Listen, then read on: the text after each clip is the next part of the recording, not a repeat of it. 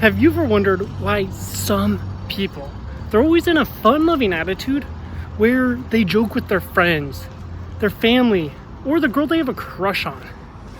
While others, they're always plagued with negative thoughts, self-doubt. You know, when they go throughout their day, they're always wrapped up in their own problems, and that destroys their happiness and their self-worth and how they feel about themselves. So why is it that some people, they're able to have this insane mood where, frankly, they enjoy life, while others, they're haunted like a ghost? Well, there's actually a few things here, a few different factors. Now, the first one is going to be perspective, right? I mean, think about it. Some people, they just have a better perspective on life. That's why the same thing could happen to two people. Let's say there's two people, they go and get lunch, and they both drop their lunch. Well, person one, they might be upset and like rage at the world and say, oh, of course I dropped this, like this day sucks, you know? While the second person, he could just shrug it off and be like, dude, I'm so clumsy, like this sucks, you know? And the same thing happened to both people, but their perspective on that event and life in general are different. And that's why I often say that happiness, it's a choice. Because the reality is, like, you can look at these monks, you know, they're just super disciplined and nothing can break their peace of mind. And it's because of their perspective and how they fortified their mind. So the first one is perspective. And ultimately, this is a choice. This is something you're going to have to make. You're going to have to tell yourself, no matter what, I'm in a good mood. Because the reality is there's a positive to every negative thing that happens. Now, the thing is, you just have to train yourself to look for the positive. Now, the second thing is really controlling your thoughts, or being conscious of your thoughts, I should say. And to exemplify this, have you ever noticed that when you think of something or a memory that you're fond of, you start to feel happy? And when you think of a time where you maybe failed or said something cringy to the girl you had a crush on, you start to feel sad. That's because your thoughts have a direct correlation on your mood. If you've never noticed that, pause this video, and I would literally want you to think of a memory that you're fond of, whether it's a time you excelled, you won a sports game, you just did something that you were proud of. And notice what happens to your mood. You're going to find that it elevates a little bit here. And that's because your thoughts, they have a direct correlation on your mood.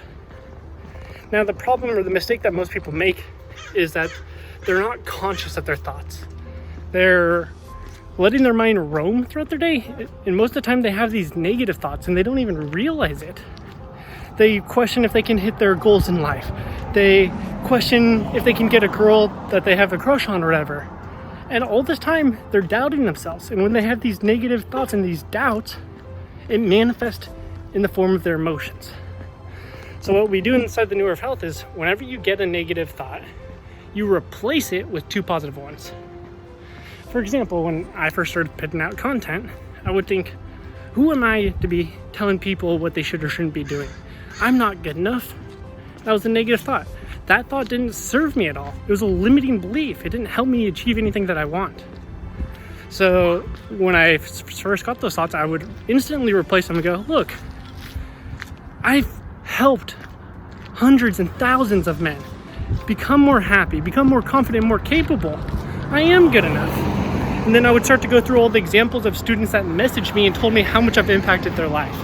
And essentially, first of all, I'm proving that limiting belief wrong, and then I'm replacing two positive ones. Now, essentially, that's going to be training your mind to be more happy over being negative and having this negative outlook on life. And the reality is that you have to get to a point where it's habitual. So the first step in this is being conscious of your thoughts, because if you don't even notice that you're having negative ones, you can't replace them, right? Then the second one is to do it continually for a month.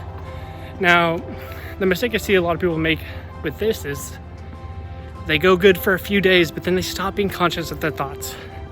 And they kind of forget this whole key principle here, this key secret to being happy. So what I recommend that you do is set an alarm every 3 hours. So like I wake up at 6 in the morning, honestly earlier, but I set an alarm for 6, 9, noon, 3, 6, and 9. And whenever my alarm goes off, it just has a note that says, be conscious of your thoughts. And it just reminded me, be conscious of my thoughts.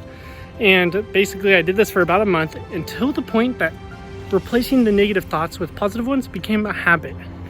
And once you do that, you're gonna notice that your mood, you're simply gonna find yourself in a fun-loving attitude, a better mood, where you're just happy more.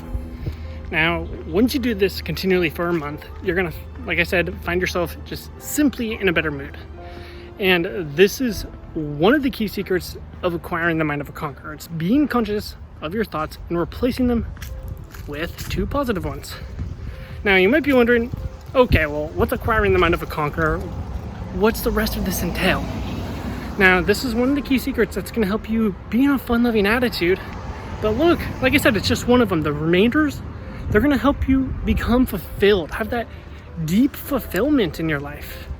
That fulfillment that just gives you this motivation, energy, and drive to conquer your day, to tackle your to-do list and your errands.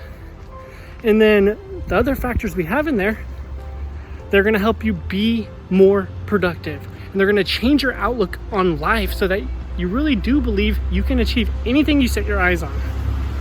Now, if you want to acquire the mind of a conqueror, we have 2 options here. Option 1 is we have a free book, which you can see below. You can download it. And it's going to tell you how to acquire the mind of a conqueror, but that's kind of just like the background on how the human brain works.